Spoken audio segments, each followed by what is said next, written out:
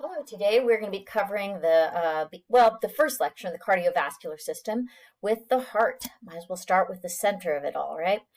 So this is a drawing, an artist rendition of the heart, and one of the things that I want you to start paying attention to is not just the actual myocardium that we focus on so often right here, but also the auricles, which are the atria. They look like little elephant ears on the outside of the heart, and all the vasculature. So we're going to be reviewing the names of all these extra, not extra, but all these regions where blood comes in and out of the heart.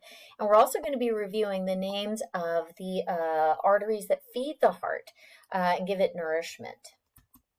So the cardiovascular system, the purpose of the cardiovascular system is to move fluid around, interstitial fluid, plasma, and transport gases, nutrients, remove waste, and link the body in terms of immunity as well. And so lots of chemicals inside of the interstitial fluid, okay, the stuff that the fluid between your cells is maintained by exchanging plasma with the blood. And we're going to talk about that in a separate lecture. But for now, we're going to talk about how the blood and the blood plasma is pumped around. So blood has to be in constant movement for homeostasis, to either move stuff around or get rid of waste. And the idea is that as blood moves, the heart is going to be propelling the blood through the body. So everyone's heart beats about 100,000 beats per day, and it pushes about 5 to 30 liters per minute, depending on how physically active you are. And everybody has roughly 60,000 miles of blood vessels inside of you. Of course, that can be slightly different if you're very small or very large. And the nervous system and the autonomic, well, mostly the autonomic nervous system, regulates the cardiovascular system and the cardiac rate to maintain appropriate chemical levels, hydration levels, and homeostasis. So let's talk about where does the heart live in our body. The heart lives kind of in the center of the thoracic cavity. It's located on the anterior chest wall, or near the anterior chest wall, and it's positioned directly behind the sternum. So the sternum is a part of what protects the heart. The heart itself resides inside of the pericardial cavity, and we'll talk about that in a little more detail in a minute. The pericardium are the membranes of the heart. So if we look at this schematic here, you'll see that the diaphragm underlies the heart, and then you have all this white connective tissue here. This is the fibrous attachment to the diaphragm, helping keep the pericardium and the pericardial cavity in one space. Now, attached to this fibrous attachment is a sac, basically, the pericardial sac. And so the pericardial sac houses the heart. What the sac has, and I have this picture right here. The sac is like a balloon that got punched down, and the fist would represent the heart here. This region here, the white region, has a little bit of fluid inside of it. There is an airspace, there is, I wouldn't say a ton of air, but there's some fluid between this inner membrane here and this outer membrane. And what that fluid does is it helps the heart to kind of slide around inside the thoracic cavity and not build up any friction as it contracts and relaxes. So when we look at this pericardial sac, there's the epicardium, okay? And then you have the pericardial cavity containing pericardial fluid. In your book, you'll see a picture like this. If I make this picture too much larger, you can't see any of these words. You can barely see them now. But the terminology that you will need to know for the exam is starting right here on this picture. And if we go back here, this picture, the pericardial sac, the epicardium, the fibrous attachment to the diaphragm, and so forth. Okay, so let's come back to this picture again and look at the heart. So the heart is enclosed inside of the ribs, right? And we do know that the sternum is in front of this, so the sternum's been removed for our reference. The diaphragm is the muscle down below, or I guess you'd say inferior to the lungs that help us breathe. You'll see that later in another chapter. And the heart consists of the base, which is the broad portion, and the apex, which is the pointy part. And then here's the the parietal pericardium, which we'll distinguish in a few minutes. When you look at the parietal pericardium is adjacent to the lungs. So in this picture here, what you're looking at is this horizontal section through the lungs, the right and the left lung. Here's the vertebral column. Here's the little tiny spinal cord, right? And then you can see the right ventricle, the right atrium. Right here's the right pulmonary vein. Here's the aortic arch. Right here is the pulmonary trunk taking blood out to the lungs. We'll talk about this in a little bit. This picture is really important. It looks weird, I admit.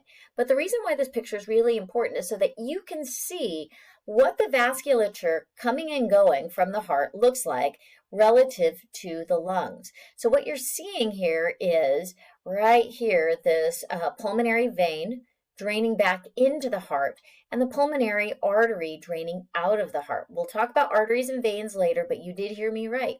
Pulmonary vein is bringing stuff in, and it's oxygenated. Pulmonary artery is taking blood out, and it's deoxygenated. The aorta, you will need to be able to identify the left and the right pulmonary arteries, the left and the right pulmonary veins. The pulmonary trunk, it's just this huge hunkin' big blood vessel. The atria, the ventricles, you can't see the left ventricle because it's underlying the left, well, this is left ventricle. I meant to say right ventricle because it's underlying the right atrium here.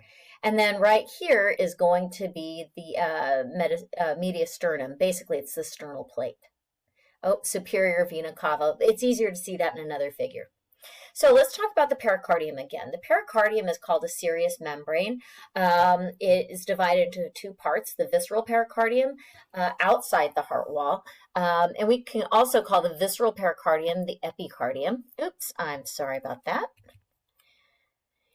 It is made of loose connective tissue, and it is actually bound to cardiac muscles. So it sticks to the cardiac muscle. So it would be this piece right here.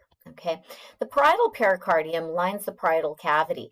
And so whenever you hear parietal, it's going to be close, it's going to be like farther outside. There is the fibrous pericardium, lots of irregular connective tissue, lots and lots of collagen. And basically, the reason why you have all of this collagen in here is to make a very strong, flexible sac that the heart can move around in. So let's look at this figure from your book. This is the heart wall. Oh, I'm sorry, this is a different, that one's the one from your book. We'll get to that in a minute. So in this picture here, we have the epicardium, the myocardium, and the endocardium. The epicardium is going to be the outer layer right here. The epicardium is what's close to the parietal pericardium, which is what we just talked about, that dense fibrous connective tissue. There's then some areolar tissue and some what we call mesothelium. It's a real flat epithelial layer there. You then have some vasculature feeding the heart, arteries and veins, and then some connective tissue within the heart to give the heart some structural integrity. The mesothelium, areolar tissue over here is a part of the epicardium, the visceral pericardium. And then we have right here, this region here, the actual heart wall, which is the myocardium. This is the actual cardiac muscle tissue. Adjacent to that would be more areolar connective tissue and an endothelium. So right inside of here, this region here, it's where you would find blood. So this is the interior of maybe an atria or a ventricle. So what do you need to know? Epicardium, myocardium, endocardium. For the exam, what are they made of? And which one is in contact with fluid blood? The endocardium. It's endo, the inside, right? And so this picture from your book is a little bit more simplified, but you can see the fibrous pericardium, the parietal layer of the serous pericardium, the pericardial cavity, so this is where the fluid is. The blue stuff here is going to be the fluid, the pericardial fluid, and then the epicardium adjacent to the myocardium, and then the endocardium next to actual blood being pumped around inside of the heart. So let's look at the chambers of the heart. There are 2 atria and 2 ventricles. Atrium is singular, atria is plural. The atria are the upper chambers of the heart. When you look from the outside, they look like little ears, so they call them the auricles, right? This is the right atrium right here, and this is the left atrium. Remember when we look at something on a patient, we are referring to their left and right. And so the right atrium receives blood from both the superior and inferior vena cava. So the right atrium receives deoxygenated blood. Now this little circle here is an interesting little spot. That's called the fossa ovalis. And the fossa ovalis is what's left of a connection between the right and the left atrium that exists while we are in utero in our mamas. And after we're born, or really quickly right before we're born, that fossa ovalis closes up. The reason why that exists is because fetal circulation it's supported by the mother. And so deoxygenated and oxygenated blood can be pumped through all chambers of the heart as long as this fossa ovalis is open. And that all depends on still being in utero. Excuse me. So in an adult or in a recently born child, this will be closed off, but you can see it as a little ridge inside of the right atrium. The right atrium opens into the right coronary sinus. The atrium itself opens into the right ventricle. The right ventricle is separated from the right atrium via the AV or tricuspid valve. The valve is made of very dense connective tissue and is connected to papillary muscle, these little chunky pieces of muscle, via these little kind of fibrous connective tissue anchors called chordae tendineae. Blood then, as the right atrium contracts, gets sent out to the pulmonary trunk, to the left and the right pulmonary arteries, taking blood out to the lungs. The pulmonary valve separates the pulmonary trunk from the right ventricle. Blood goes out to the lungs, drops off its CO2, oxygen diffuses into the blood, and then blood comes back through the right and the left pulmonary veins, which drain into the left atrium. The left atrium sends blood down into the left ventricle, and again, you have another valve here, the mitral valve, the AV valve. You always have atrioventricular or AV valves separating the atria and the ventricles. Blood flows down into the left ventricle and then gets ejected out through the aortic valve. It flows up through the aortic arch to either the brachiocephalic, common carotid, subclavian, or down into the to more inferior portions of the body. So what do you need to know for the exam? Pretty much everything on this picture. You do not need to know the moderator band. You do need to know the descending aorta. Trabeculae carneae, that's these little kind of stick, or it's a really unique structure of muscle in the body. The intraventricular septum is a thick piece of myocardium separating the left and the right ventricles. You do need to know that the left ventricle has a significantly thicker wall than the right. You need to know about the right AV valve and the left AV valves, the intraventricular septum, the pulmonary veins and arteries, and the direction of blood flow, and whether or not there's oxygenated or deoxygenated blood in each. The pulmonary valve, pulmonary trunk, of course. You kind of can't see it because the aortic arch is kind of wrapping around it. The ligamentum anteriosum holds the two together. Subclavian, left common carotid, the brachiocephalic trunk you need to know. Superior, inferior vena cava, you probably know that. And here are the right pulmonary arteries going out in this direction. The ascending aorta is going up. Fossa ovalis, I mentioned, the opening of the coronary sinus right here, which is draining blood from the heart into the right atrium. Pectinate muscles, we'll leave that alone. Conus anteriosus, leave that alone for now too. The cusp of the right AV valve or tricuspid valve, chordae tendineae, papillary muscle, right ventricle, and of course the vena cava. These things that are all in black you need to know for the exam. So let's talk about the atria. There is an intraatrial septum as well as an intraventricular septum. And what that means is a septum is a separation or a wall between two chambers, in this case, the atria. I talked about the fossa ovalis, a very shallow depression, remnant of the fetal foramen ovule, which closes shortly after birth. The pectinate muscles, interior surface of the right atrium, they do cross over to the anterior wall. I did say you don't need to know much about that. It's okay right now. We don't actually have those highlighted on our models.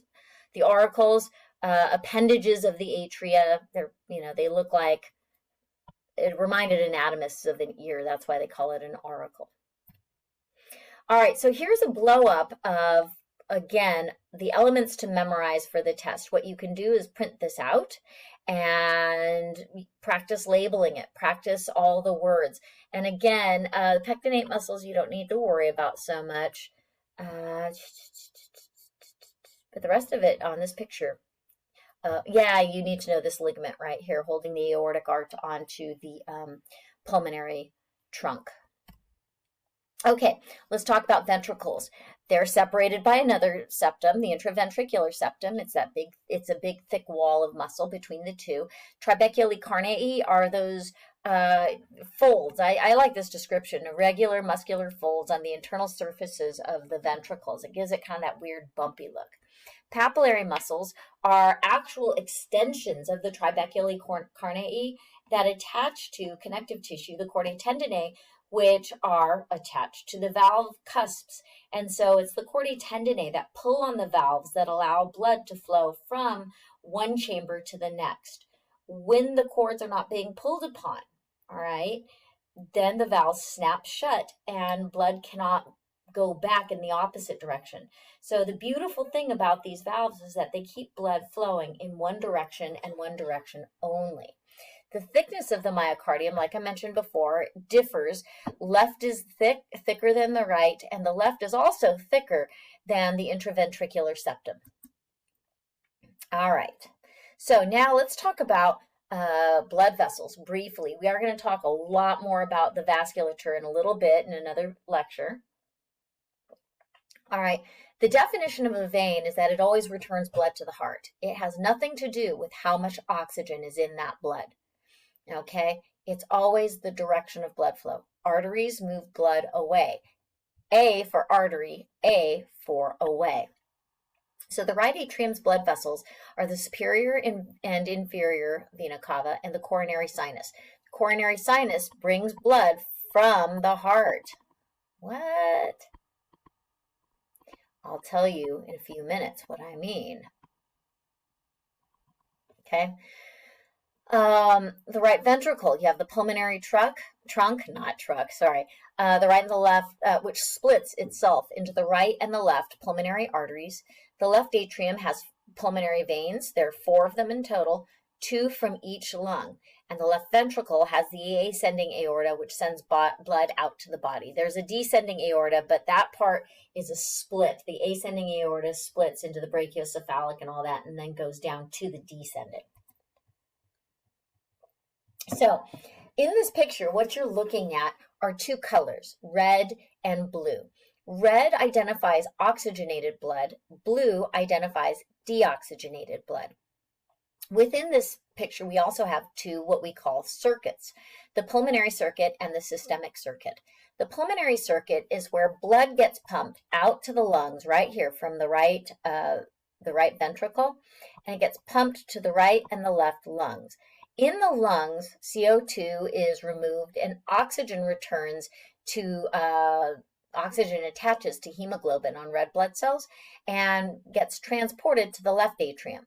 The left atrium allows blood to go down to the the left ventricle, and then the left ventricle pumps blood out through the ascending aorta here. From the ascending aorta, you can see superior circulation, just this bed of capillaries extends all the way up into the head and the neck and the shoulders and the upper limbs and stuff. But as long as you have oxygenated blood coming up here, oxygen is delivered to those tissues. CO2 is taken up by the bloodstream after oxygen leaves, and CO2 then travels back to the right atrium. So oxygenated blood returns to the heart via systemic circulation. Oxygenated blood returns to the heart via not systemic circulation. Dr. Val made a big mistake there. Via pulmonary circulation, and it goes out to systemic circulation. So you have pulmonary going to systemic, systemic going to pulmonary right there. Sorry, I was looking at the picture over here and I just said what I was looking at right here with the systemic box. The systemic circuits from the heart to the body and then back again. Oxygenated blood nourishes the body and deoxygenated blood returns back to the heart. So the pathway of blood is from the body to the heart into the right atrium, from the right atrium through the tricuspid valve into the right ventricle, from the right ventricle through the pulmonary semilunar valve to the pulmonary trunk to the pulmonary arteries in the lungs where oxygen is absorbed, from the pulmonary veins to the left atrium. All right, so here comes the oxygenated blood here. I should have made this blue up here. The left atrium allows blood to go past or ejects blood through the bicuspid valve into the left ventricle, and then from the left ventricle, we go through the aortic semilunar valve to the aorta and then out to the body, and then this just keeps going over and over and over again. So let's look at what the valves look like as blood is flowing through. The atrioventricular valves, again, are the separation between the atria and the ventricles. You have the right and the left. The right is called the tricuspid valve. The left is called the bicuspid valve or the mitral valve. That's the other nickname. The tricuspid valve is called tricuspid because it has three cusps or flaps. 1, 2, 3. Here's 1, 2. Oops, come on. I have a button on top of my pen, and so when I bump it, it takes over the writing thing. 2, 3. 2 doesn't want to work now. And so this allows blood to stay as long as the right ventricle is contracting. It keeps blood from flowing back up to the right atrium. The left AV valve, or the bicuspid valve, has 2 cusps. So instead of like 3 flaps, it only has 2 flaps. And then the semilunar valves are between the ventricles and the arteries, pulmonary semilunar and aortic semilunar. So I always thought of this as 3 groups or 3 kind of types of valves. The right AV valve, the tricuspid, the left AV valve, the bicuspid, and then a couple of semilunars, the pulmonary and the aortic. And so this is what they look like when you take a cross section or a horizontal section through the heart. Here's the tricuspid valve. So this would be the right atrium going down to the right ventricle. The bicuspid or mitral valve would be the left atrium or the left ventricle. And then you have the aortic valve and the pulmonary valve. The aortic valve is moving blood out of the heart, and the pulmonary valve, well, they're both moving blood out of the heart. It's just this is going to the body and this is going to the lungs. And so this is what they look like once they open, allowing blood to drain from the atria down into the ventricle. But as the chordae tendineae relax, blood cannot go back up. So you go back and forth and back and forth. Isn't that cool? So when the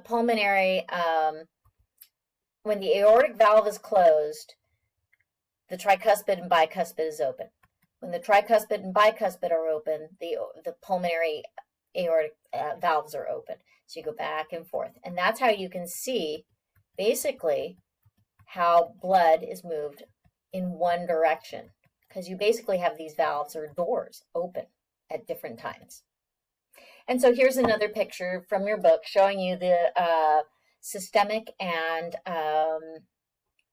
pulmonary circuits and how blood bounces around inside of the heart through the different valves. Now, one of the things that I really like about this picture is the orientation or the swirling pattern that cardiac tissue has that helps the heart be a very efficient pump. And so you could see that the atria the pulmonary or the cardiac muscle is oriented inwards, and then on the ventricles, it looks kind of like a figure eight. So as the heart is contracting here and relaxing down here, this region, it just kind of sits still and blood goes down in there and it can expand a little bit. As the lower region, as the ventricles contract, this would be a really strong contraction because of the shape of the muscle. So here's another picture showing you what the right and left ventricle would look like between relaxed and contracted. And another picture to help you, memorize names of heart components for the exam.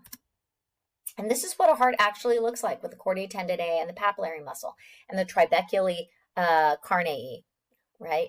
Carne. So here's the kind of that bumpy, unusual orientation of muscle tissue inside of the heart, inside of one of the ventricles. This is the papillary muscle attached to the chordae tendineae, which are then attached to individual pieces of valve. All right, so I gave you another couple pictures to memorize anterior and exterior landmarks on the heart. So we were looking at the chambers of the heart. Blood flows through the heart, but the blood inside of the heart does not nourish the heart. It's the blood that flows through these coronary arteries and veins that transport oxygen, CO2, and nutrients and waste products in and out of the heart. So as blood leaves the aorta, you have the left pulmonary veins here taking well, that's blood coming into the heart, okay? This is not participating in nourishing the heart. On the other hand, we have the right coronary artery right here. We have the left coronary artery. We have the left cardiac vein, all right? And these are the blood vessels that are supplying the heart with nutrients. Underneath it is a bit of fat to help protect the heart and help insulate it. And so in the heart itself, this is what's bringing nourishment to actual myocardium, are the coronary arteries and removing waste, the coronary vein, okay, or the cardiac vein. When somebody has let's first look at the back side. So that was the anterior view. Here's the posterior view. Here's the apex of the heart. Up here is the base of the heart, okay. You can see here the coronary sinus. This is where blood coming back from circulation on the exterior aspect of the heart comes back, and then that's transported back to the right atrium. Fat and other blood vessels are down here at what we call the interventricular sulcus. It's on the back side of the ventricles, on kind of like where you would find the ventricular not the sinus, the septum. Okay, here's the inferior vena cava, superior aorta. But basically, these are the blood vessels feeding back into the vasculature, taking blood back to the heart so it can be recharged again with oxygen and remove CO2.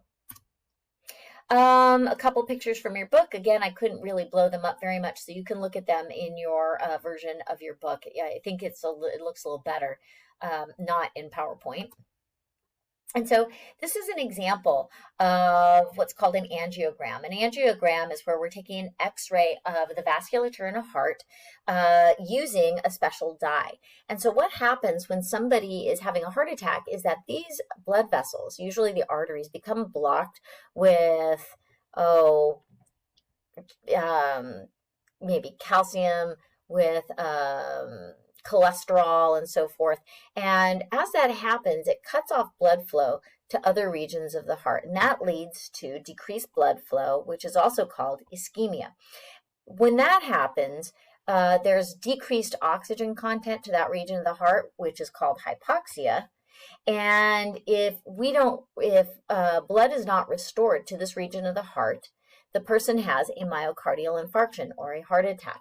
And so depending on how far up the blockage is, you can have a very small region affected, or in this case, since the blockage is here, everything that this feeds into is going to be affected by the ischemic condition.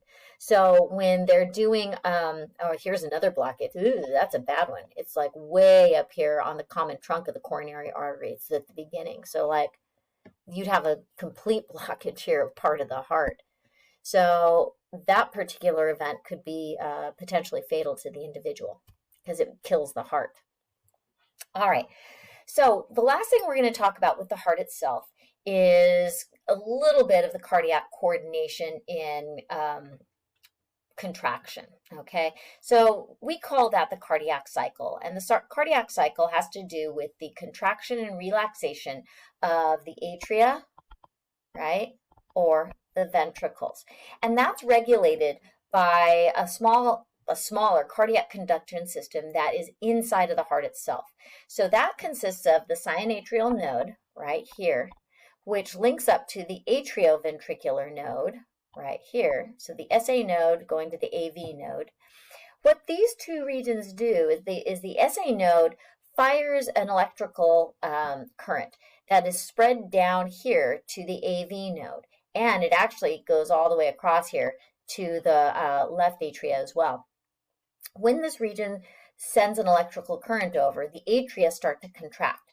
And as the current arrives down here at the atrioventricular node, it causes this big bundle of neurons to, you guessed it, fire off as well, which means that the contraction signal then travels down through the atrioventricular bundle, okay, which can also be called the bundle of His, that's kind of the old name, which then branches off into the left and the right bundle branches, which eventually terminate in Purkinje fibers, these little thin fibers here. They're kind of like axons, all right?